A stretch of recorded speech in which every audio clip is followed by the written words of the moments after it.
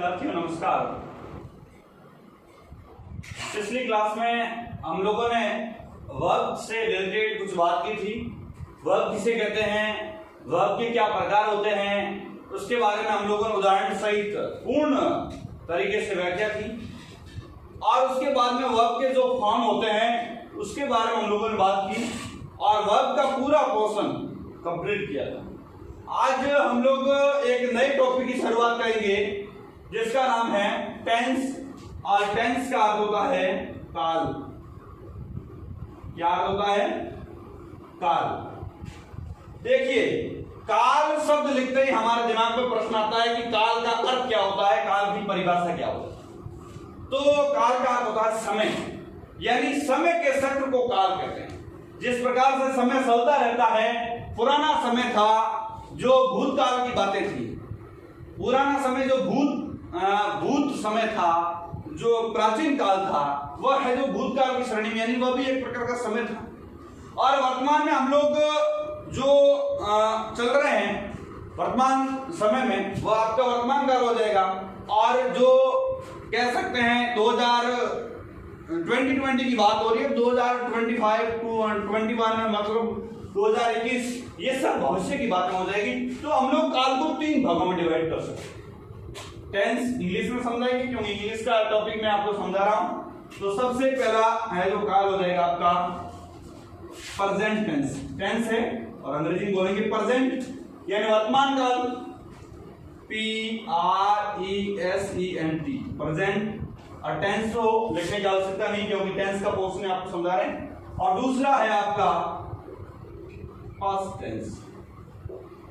Present tense यानी वर्तमान काल, इसको बोलते हैं प्रेजेंट। क्या बोलते हैं? प्रेजेंट। और प्रेजेंट का होता है वर्तमान काल, यानी प्रेजेंट में आप क्या कर रहे हैं, यानी वर्तमान आप क्या कर रहे हैं, यानी प्रेजेंट काल की वर्तमान काल। दूसरा काल विद्यार्थियों जिसका नाम है पास्ट। और पास्ट का अर्थ होता है भूतकाल। पास्ट टेंस ये हो जाएगा प्रेजेंट टेंस, क्योंकि टेंस का क्वेश्चन पढ़ रहा है, टेंस लिखने की आवश्यकता नहीं है, आपका हो जाएगा भूतकाल। और तीसरा टेंस आता है जिसका नाम है future tense. Future tense, tense लिखने की आवश्यकता नहीं क्योंकि टेंस की पोर्शन पढ़ा रहे हैं। फ्यूचर, आपका फ्यूचर कैसा होगा किसी को नॉलेज नहीं, सब कल्पना करते हैं, मैं ये करूंगा, ये जो भी है। तो हमारे दिमाग में प्रश्न आता है फ्यूचर का क्या होता है। फ्यूचर का होता है भविष्य का। भविष्य। अब देखिएगा विद्यार्थियों, हम लोगों ने टेंस पढ़े, टेंस के प्रकार 3 होते हैं, इसको डिवाइडेशन किया तो प्रेजेंट टेंस यानी वर्तमान काल, पास्ट टेंस यानी भूतकाल, और फ्यूचर टेंस यानी भविष्य काल। यानी प्रेजेंट टेंस में जो भी वर्तमान में काम हो रहा है, जैसे राम विद्यालय जाता है, राम विद्यालय जा रहा है, राम विद्यालय जा चुका है। और यानी ज्यादातर शब्दों के पीछे है आता है, ता है, रा है, चुका है, और काम कितने घंटों से काम कर रहा है, वो समस्त है जो कह सकते हैं एक्टिविटी है जो प्रेजेंट टेंस में। उसके बाद में दूसरा टेंस आता है, यानी मैं थोड़ा लिख देता हूं प्रेजेंट के बारे में। जैसे ता है, रहा है,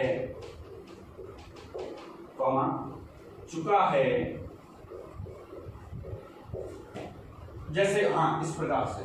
और पास्ट टेंस की बात करें, जैसे पास्ट टेंस का अर्थ मैंने ऑलरेडी बताया था भूतकाल। और जैसे कोई भी काम, जैसे राम विद्यालय जाता है, ये तो वर्तमान की बात है, लेकिन भूतकाल में पहले समय की बात हो, राम विद्यालय गया, क्योंकि मैंने आपको वर्ब का सेकंड फॉर्म बताई थी, उसमें भी बताया था वर्ब के सेकंड फॉर्म का प्रयोग most of the past tense में होता है। तो आपको दिमाग में लगाना है कि राम विद्यालय गया, जैसे या एक बार एक राजा रहता था, यानी पुराने समय की बात हो रही है, यानी कह सकते हैं था, रहा था, इस प्रकार से चुका था, ये सब नॉर्मल है जो इसकी पहचान हो जाएगी। चुका था, यहाँ पर चुका है क्योंकि प्रेजेंट टेंस की बात हो रही है, और चुका था यानी पास्ट टेंस की बात हो रही है। उसी प्रकार से फ्यूचर में सब कल्पना करते हैं, होगा कि नहीं होगा वो बात की बातें हैं, लेकिन फ्यूचर टेंस है भविष्य के, हम भविष्य में प्रधानमंत्री बनेंगे, चाहे बने कि नहीं बने। यानी गा, ज्यादातर हिंदी वाक्यों में आता है गा, गे, गी, रा होगा, रा होगा, रही होगी, रहे होंगे, चुके होंगे। इस प्रकार से यह जो हिंदी वाक्यों की पहचान होगी, ये इनकी है पहचान हिंदी वाक्यों की। और अंग्रेजी वाली तो फिर वाक्य बनाएंगे तब बता देंगे, कुछ एडवर्ब है उससे जो पता लगता है। लेकिन नॉर्मल जानकारी के लिए बात करें तो जिस वाक्य के अंत में ता है, रा है, चुका है, ये समस्त शब्द आते हैं तो वो आपका है जो प्रेजेंट टेंस होता है। और दूसरा पास्ट टेंस, और पास्ट टेंस में जैसे रहा था, या था, या है, था है, चुका था है, इसके बारे में पास्ट टेंस होता है। और भविष्य की जो भी मन गढ़ंत कहानियां हम लोग बनाते हैं, जैसे राम विद्यालय जाएगा, कल वह पहाड़ में जाएगा, चाहे जाए नहीं जाए, लेकिन रियलिटी क्या है कि हम लोग कल्पना करते हैं, तो ये फ्यूचर टेंस है जो आगे। अब मैं आपको प्रेजेंट टेंस से रिलेटेड, वैसे बहुत सारे विद्यार्थियों को कंफ्यूजन रहता है कि टेंस बहुत हार्ड है। मैं ये कहता हूं विद्यार्थियों, जैसा मैं बहुत सिंपल लैंग्वेज में आपको पढ़ा रहा हूं, आप मेरे साथ इस प्रकार से एक्टिव होकर पढ़िए कि एक भी क्वेश्चन आपका गलत हो नहीं, इसका मैं श्योर गारंटी के साथ कहता हूं। तो प्रेजेंट टेंस आज पढ़ेंगे, तो मैं इसको बोर्ड पर रख कर सकता हूं।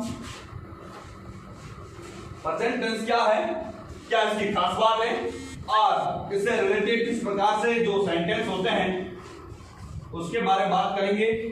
प्रेजेंट टेंस की बात करने से पहले मैं आपको थोड़ा सा टेंस के भाग है वो है जो बता देता हूं। जैसे मैंने प्रेजेंट टेंस, पास्ट टेंस और फ्यूचर टेंस की बात की, उसी प्रकार से प्रेजेंट के कितने भाग होते हैं, पास्ट के कितने भाग होते हैं, क्योंकि अलग अलग भागों से डिवाइड करने से अपन को पढ़ने में और सीखने में बहुत आसानी होती है। इसी कारण से इनके अलग अलग भाग है, उसके बारे में थोड़ी बात कर लेता हूं। जैसे मैंने इधर लिख दिया प्रेजेंट, प्रेजेंट के भाग होते हैं चार। कितने होते हैं? चार। जैसे सबसे पहला आता है, मैं इधर ऐसे बना सकता हूं, प्रेजेंट के भाग होते हैं चार। जैसे present indefinite, indefinite, indefinite, present indefinite tense लगा दिया है, प्रेजेंट ये है। दूसरा आता है प्रेजेंट कंटिन्यूअस टेंस। तीसरा आता है प्रेजेंट परफेक्ट टेंस। और चौथा आता है प्रेजेंट, ये हो गया, इधर हो जाएगा परफेक्ट कंटिन्यूअस टेंस।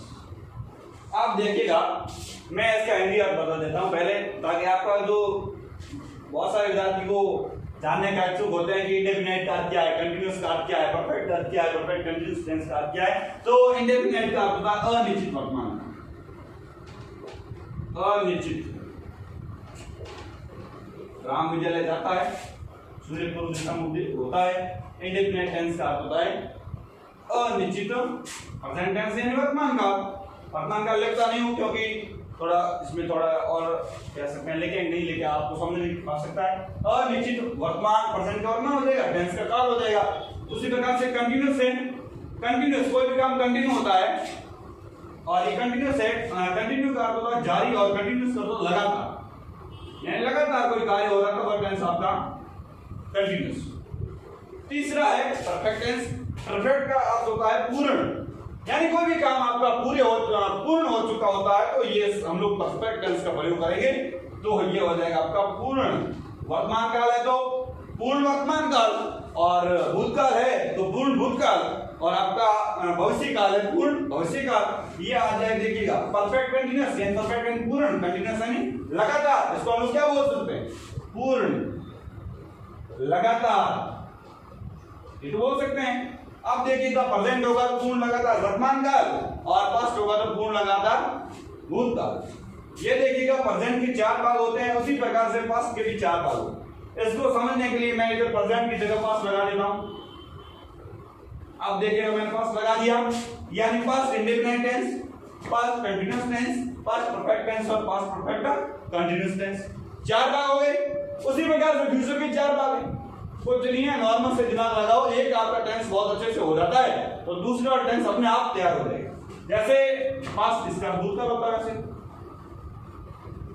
यानी हम लोग बोल सकते हैं पास्ट इंडेफिनाइट टेंस यानी अनिश्चित भूतकाल। ये हो जाएगा पास्ट कंटीन्यूअस टेंस यानी कह सकते हैं लगातार भूतकाल। उसी प्रकार से पास्ट परफेक्ट टेंस यानी पूर्ण भूतकाल, और उसी प्रकार से पास्ट परफेक्ट कंटीन्यूअस टेंस तो हम लोग अपने आप बना सकते हैं कि पूर्ण लगातार भूतकाल। ये अपना पोर्शन होने के बाद एक और टेंस और रह गया, उसकी बात कर सकते हैं, यानी हम लोग यहां पर क्या लगा देंगे, फ्यूचर टेंस। और फ्यूचर का अर्थ होता है भविष्य का, यानी हम लोग ये कर सकते हैं, आराम से बना सकते हैं, प्रेजेंट की 4 भाग है और पास्ट की सेम 4 भाग है। उसी प्रकार से कह सकते हैं जो फ्यूचर है, फ्यूचर के भी 4 भाग है, इसको हम लोग फ्यूचर बोलते हैं। तो देखिए इसको हम लोग देखिए कैसे बना सकते हैं, फ्यूचर इंडेफिनाइट टेंस पहला भाग है। ये देखो इंडेफिनाइट लिख सकता हूं, यदि आपका कोई कंफ्यूजन रहता है इधर, वैसे इंडेफिनाइट पढ़ाऊंगा तब बता दूंगा, लेकिन इधर भी लिख सकता हूं, इंडेफिनाइट बोलते हैं इसको, इंडेफिनाइट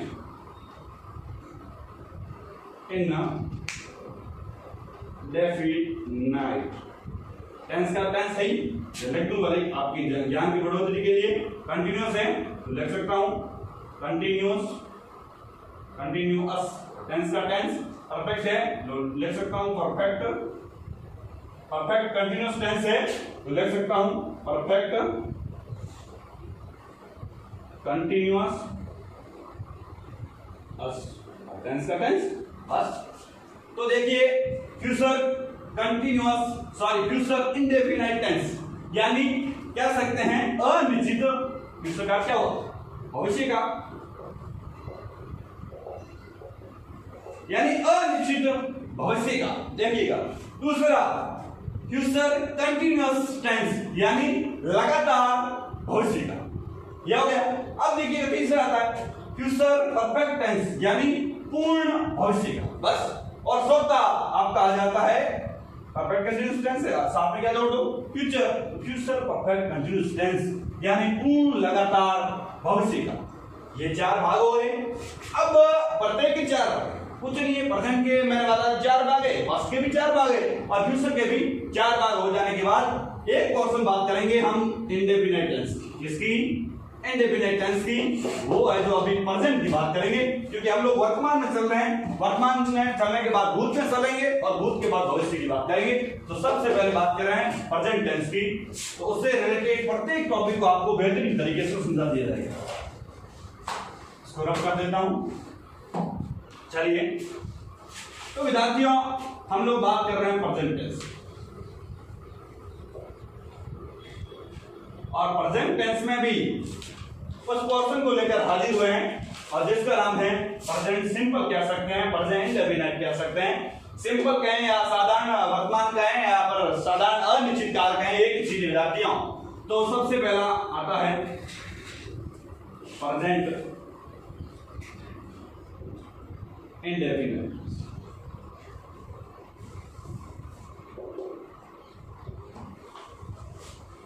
प्रेजेंट इंडेफिनाइट टेंस का मैंने बता दिया, प्रेजेंट का होता है वर्तमान और इंडेफिनाइट अनिश्चित, और टेंस का होता है काल। तो चलिए उसकी खास बात क्या है, कौन सी इसमें है जो कोई भी हम लोग सेंटेंस बनाएंगे तो कौन सी है जो सही क्रिया लगती है, कहां पर हम लोगों को एस या ईएस का प्रयोग करना है, थोड़ी सी जानकारी फॉरवर्ड करने के बाद टेंस की शुरुआत। चलिए विशेष तथ्य, विशेष तथ्य क्या है, इससे रिलेटेड नॉर्मल सा जवाब लगाना है आपको। पहला तथ्य, इस टेंस का हम लोग प्रेजेंट सिंपल का वाक्य बनेंगे, प्रेजेंट इंडेफिनिट टेंस का अफर्मेटिव वाक्य बनेंगे। तो क्या होता है, वैसे वाक्य भी 4 प्रकार के होते हैं, उसी के वो है जो आपकी जानकारी के लिए बता दूंगा। ये प्रेजेंट इंडेफिनिट बताने से पहले थोड़ा वाक्य से रिलेटेड बात कर लें, तो फिर प्रेजेंट, फिर अपना कह सकते हैं टेंस वाला पोर्शन चलता रहेगा। तो ये प्रेजेंट टेंस था। उसी प्रकार मैंने ये बताया था ना, प्रेजेंट इंडेफिनाइट है, कंटीन्यूअस है, परफेक्ट और परफेक्ट कंटीन्यूअस टेंस है, उससे रिलेटेड प्रत्येक टेंस में वाक्य बने, प्रत्येक टेंस में वाक्य बने। एक वाक्य बनेगा अफर्मेटिव, अफर्मेटिव, और एक बनेगा नेगेटिव, एक बनेगा इंटेरोगेटिव। क्योंकि टेंस में हम लोग वाक्य सीख जाते हैं तो हम लोग इंग्लिश को बहुत बेहतरीन तरीके से कर सकते हैं। अफर्मेटिव, नेगेटिव, इंटेरोगेटिव और interrogative plus negative sentence.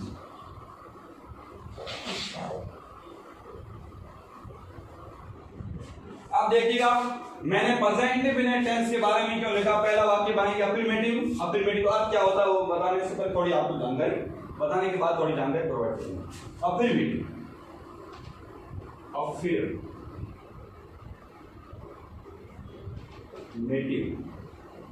Affirmative का अर्थ होता है विद्यार्थियों सकारात्मक।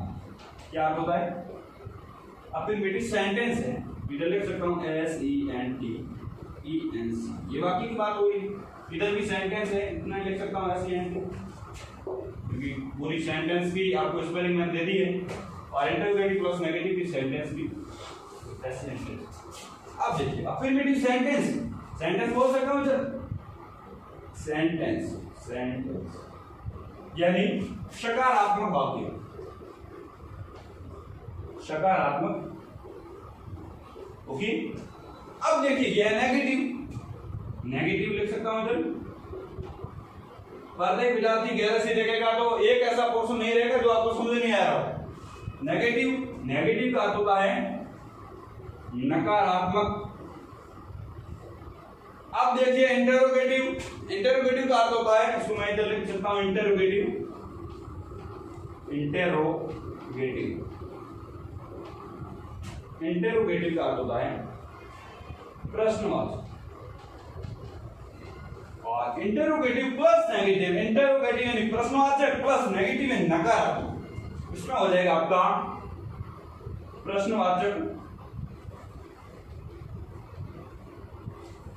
नकारात्मक वाक्य। क्योंकि सेंटेंस है तो सेंटेंस का क्या होगा? वाक्य। ये प्रेजेंट इंडेफिनिट टेंस के चार वाक्य बनेंगे। इसको हम लोग सकारात्मक वाक्य कहेंगे, इसको नकारात्मक कहेंगे, इसको प्रश्नवाचक कहेंगे और इसको प्रश्नवाचक नकारात्मक वाक्य कहेंगे। देखिए प्रेजेंट इंडेफिनिट टेंस के में भी चार वाक्य बनेंगे हम लोग। कंटीन्यूअस टेंस की बात करेंगे तो चार बनेंगे, परफेक्ट की बात करेंगे तो भी चार बनेंगे और परफेक्ट कंटीन्यूअस टेंस की बात करेंगे तो ही चार वाक्य बनेंगे। उसी प्रकार से पास्ट में भी ये सिस्टम चलता रहेगा और फ्यूचर में भी ऐसा ऐसा सिस्टम चलता रहेगा। ये आपके ज्ञान की वृद्धि के लिए, आपको थोड़ा टेंस का बैकग्राउंड समझाने के लिए ये समझ चीजें बताने के बाद अब वापस पोर्शन पर बात करेंगे जिसका नाम है present indefinite tense. Present indefinite tense अब कर देता हूं, आपने समझ लिया होगा। वैसे मैं साधारण लैंग्वेज में समझाता हूं। अभी बात करते हैं प्रेजेंट इंडेफिनिट, इंडेफिनिट टेंस यानी अनिश्चित वर्तमान काल। इसमें सबसे पहले हम लोग बात करेंगे विशेष तथ्यों के। हिंदी वाक्यों के अंत में विशेष पहचान की बात कर रहे हैं। सबसे पहले पहचान क्या होती है? पहचान हिंदी वाक्य के अंत में जिस वाक्य के, क्या हिंदी वाक्यों की बात कर रहा हूं, जिस हिंदी वाक्यों के अंत में ता है, ती है, ते है, ता हूं, हिंदी वाक्यों के अंत में, हिंदी वाक्यों के अंत में खास बात क्या है? ता है, ती है, ता हूं, ता है, ती है, ता हूं, ते हैं आदि शब्द आते हैं, आदि शब्द आते हैं तो वह प्रेजेंट सिंपल टेंस होगा, PRESENT सिंपल टेंस होगा। यानी प्रेजेंट सिंपल का है, विदाउट इंडेफिनिट का एक आप दिमाग में रखना, ये सिंपल कहां से आ गया? प्रेजेंट सिंपल और इंडेफिनिट एक ही है, यानी इस को सडन भी कह सकते हैं, अनिश्चित भी कह सकते हैं। यानी जिस हिंदी वाक्यों के अंदर में ता है, ती है, ता हूं, ते है आदि शब्द आते हैं। जैसे मैं वाक्य बोलकर आपको ज्ञान करवा देता हूं, जैसे राम विद्यालय जाता है, अंत में क्या आ रहा है? ता है। सीता गीत गाती है, यानी अंत में आ रहा ती है। मैं पढ़ता हूं, यानी अंत में ता हूं शब्द का प्रयोग हो रहा है, यानी हम लोग कह सकते हैं प्रेजेंट सिंपल टेंस है, प्रेजेंट इंडेफिनिट टेंस। वे गीत गाते हैं, अंत में ते हैं आ रहा है, इसका मतलब श्योर है कि आपका प्रेजेंट सिंपल टेंस है। यानी हम लोग कह सकते हैं इत्यादि शब्द आते हैं, वह आपका टेंस हो जाएगा present simple tense, present indefinite. इसके अलावा हिंदी वाक्यों की पहचान के बाद अंग्रेजी के कुछ वर्ड है, वो है जो उसको अलग से समझाऊंगा, लेकिन पहचान के बाद एक सहायक क्रिया के बारे में थोड़ी सी जानकारी आपको दे देता हूं कि प्रत्येक कह सकते हैं एक हम लोग एक आपको नॉर्मल वे में समझाएं तो क्रिया भी होती है, एक मैन होती है और एक हेल्प करने वाली भी होती है। मैन जैसे कोई भी कह सकते हैं घरों में जो होते हैं ना, कह सकते हैं कारीगर, एक कारीगर होता है वो मैन होता है, लेकिन जो साइड में कह सकते हैं जो हेल्पर होते हैं वह जो उसके सहायक होते हैं, हर प्रकार से कारीगर।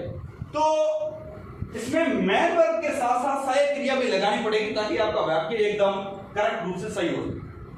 तो मैन वर्ब मैंने बता दी, जो क्रिया की फॉर्म थी वो मैन वर्ब है।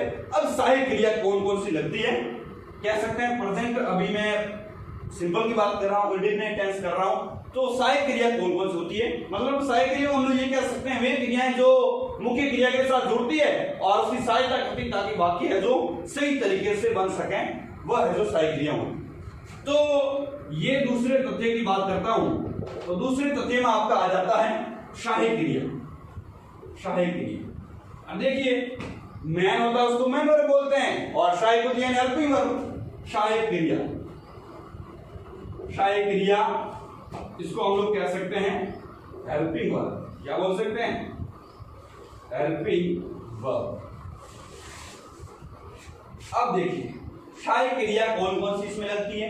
पहला नाम आता है डू। डू एक सहायक क्रिया भी है और मैन वर्ब भी। वैसे ऐसे समझना है तो डू क्या है? डू का अर्थ होता है करना, लेकिन यहां पर हम लोग हेल्पिंग वर्ब के रूप में प्रयोग करते हैं, तो इसका कोई अर्थ नहीं लिखा हुआ।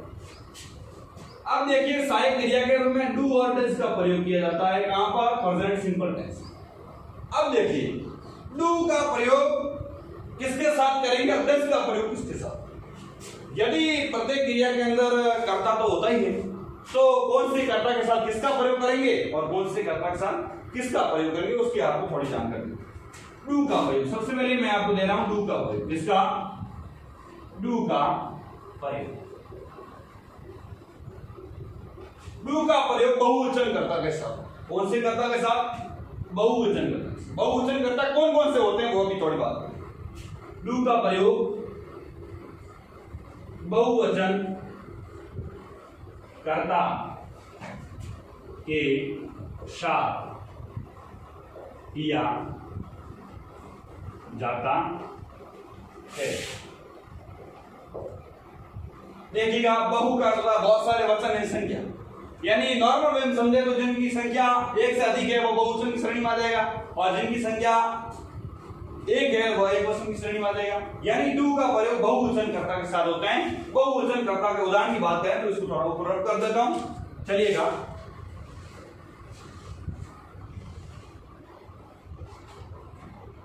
बहुवचन कर्ता एग्जाम्पलिफिकेशन के रूप में बात करूं, बहुवचन कर्ता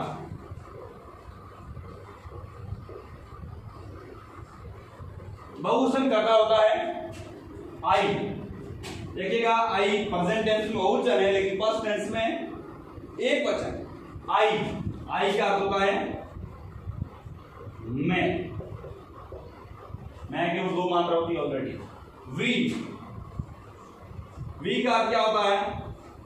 हम। आप देखिएगा, हम मतलब हम बहुत सारे हम की बात हो रही है, बहुवचन है, संख्या एक से अधिक है। और यू, यू का अर्थ होता है तुम।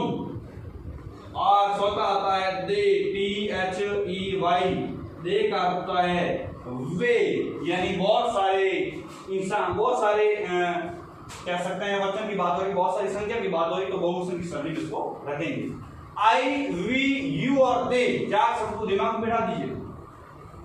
इन सब के साथ किसका प्रयोग होगा? डू का। यानी मैं कह सकता हूं आई डू, वी डू, और यू डू, और दे डू, ये कह सकता हूं। उसी प्रकार से दूसरा पोर्शन रहता है डज। अब देखो ये बहुवचन है, वो कौन सा हो? एक वचन, दो ही वचन है ऑलरेडी, तो ये बात कर लेता हूं डज की। अब देखिएगा बी पोर्शन, ये तो एक पोर्शन हो गया डू का प्रयोग, और बी पोर्शन बात कर लेता हूं डज का प्रयोग, डज का प्रयोग। अब देखिए डज का प्रयोग एक वचन करता है, किसके साथ? एक वचन करता है। डज का प्रयोग एक वचनकर्ता के साथ किया जाता है। और एक वचनकर्ता कौन कौन से होते हैं, थोड़ी सी जानकारी दे देता हूं। एग्जाम्पलिफिकेशन, फॉर एग्जांपल की बात करें तो आता है सबसे पहले ही। छोटी क्लास में आपने पढ़ा होगा ही का अर्थ होता है वह, और ही का प्रयोग हम लोग पुल्लिंग के साथ करते हैं, यानी फेमिनिन के साथ। पुल्लिंग, फेमिनिन जेंडर जो भी होगा, sorry masculine gender, masculine gender जो भी होगा उसके साथ प्रयोग करेंगे ही का। उसी प्रकार से शी का अर्थ होता है वह, यानी वह जेंडर जो कह सकते हैं फेमिनिन जेंडर होगा उसके साथ प्रयोग करेंगे स्त्रीलिंग का। और स्त्री जाति का बोध करने वाले जो भी शब्द है उसके साथ हम लोग इसका प्रयोग करेंगे सी का, तो ये कह सकता हूं स्त्रीलिंग। उसी प्रकार से तीसरा नाम आता है जिसका नाम इट। इट का अर्थ भी सेम ही होता है विद्यार्थियों, जिसका अर्थ होता है वह, लेकिन इसका प्रयोग समय, मौसम और मतलब दो याद कर लें, जैसे डिटेल का प्रयोग होगा, कोई पोर्शन सुनना नहीं, समय है, मौसम है और सप्ताह का नाम है, इनके नाम के आगे इनका प्रयोग करते हैं। देखिए चौथा आता है किसी व्यक्ति का नाम, जैसे मेरा नाम बोल दिया मैंने, आपका नाम बोल दिया, नेम। नेम का अर्थ होता है नाम, किसी का, किसी भी इंसान का नाम, किसी भी विद्वान का नाम कह सकते हैं, किसी का नाम। ये है जो आपका आता है एक पर्सन का नाम। यानी मैं ये कह सकता हूं कि विद्यार्थियों कि ही के साथ मैं प्रयोग करूंगा डज का, और सी के साथ प्रयोग करूंगा डज का। आपको नॉर्मल में समझा रहा हूं ताकि उसके बाद में मैं जो भी आपको वाक्य समझाऊंगा आपको बेहतरीन तरीके से समझ में आ जाएगा। सी, उसके बाद आता है इट, इट के साथ प्रयोग करेंगे डज। और नेम, किसी भी इंसान का नाम है, किसी का नाम है तो प्रयोग करेंगे डज। इसका एक वचन नाम है तो डज लगेगा, ऐसा नहीं कि राम एंड श्याम हो जाएगा तो बहुवचन हो जाएगा। तो मैं बात कर रहा हूं एक पर्सन करता, चलिएगा डू और डज का प्रयोग हो जाता है। ये हस्बैंड वर्ब की बात होगी। और विशेष सब्जेक्ट क्या है उसके बारे में थोड़ी बात कर लेता हूं, क्योंकि मैं present indefinite tense, present simple tense की बात कर रहा हूं तो विशेष सब्जेक्ट बहुत जरूरी है, ताकि आपको प्रेजेंट का कोई भी पर्सन समझना है तो आप बेहतरीन तरीके से उस सेंटेंस को बना सकते। तो कह सकते हैं दूसरा तीसरा तथ्य जो आता है हमारे सामने वो प्रेजेंट सिंपल टेंस का वाक्य आपका सार्वभौमिक सत्य होगा। यदि कोई वाक्य सार्वभौमिक सत्य है तो वह आपका प्रेजेंट सिंपल टेंस का वाक्य होगा। यदि किसी सेंटेंस के अंदर वैज्ञानिक तथ्यता की बात हो रही है तो वह ही सेंटेंस आपका प्रेजेंट सिंपल टेंस का वाक्य होगा। यदि किसी वाक्य के अंदर कहावतें आ रही है मुहावरे आ रहे हैं तो ही वह वाक्य है जो आपका प्रेजेंट सिंपल टेंस का होगा। यानी मेरे कहने का तात्पर्य यह है कि विद्यार्थियों, जैसे सूर्य पूर्व दिशा में उदय होता है, पानी 100 डिग्री सेंटीग्रेड पर उबलता है, इस प्रकार के सेंटेंस यदि हमको कहीं देखने को मिल जाए तो वह आपका प्रेजेंट सिंपल टेंस को इंडिकेट करेंगे। चौथा है जो कह सकते हैं तथ्य आता है मुख्य क्रिया। तो मुख्य क्रिया की प्रथम फॉर्म का प्रयोग प्रेजेंट सिंपल टेंस में किया जाता है। मैन वर्ब की फर्स्ट फॉर्म का प्रयोग मुख्य क्रिया के रूप में कह सकते हैं प्रेजेंट सिंपल टेंस में किया जाता है। इसके अलावा पांचवा बेहद इंपॉर्टेंट टॉपिक आ रहा है अंग्रेजी वाक्यों में। अंग्रेजी वाक्यों में यदि जैसे एवरीडे,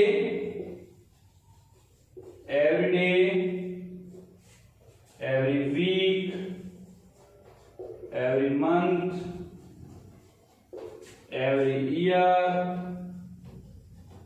इत्यादि शब्द आते हैं तो वो आपका प्रेजेंट सिंपल टेंस का वाक्य होगा। साथ ही always, daily, hardly, scarcely, seldom, often, always, daily, rarely,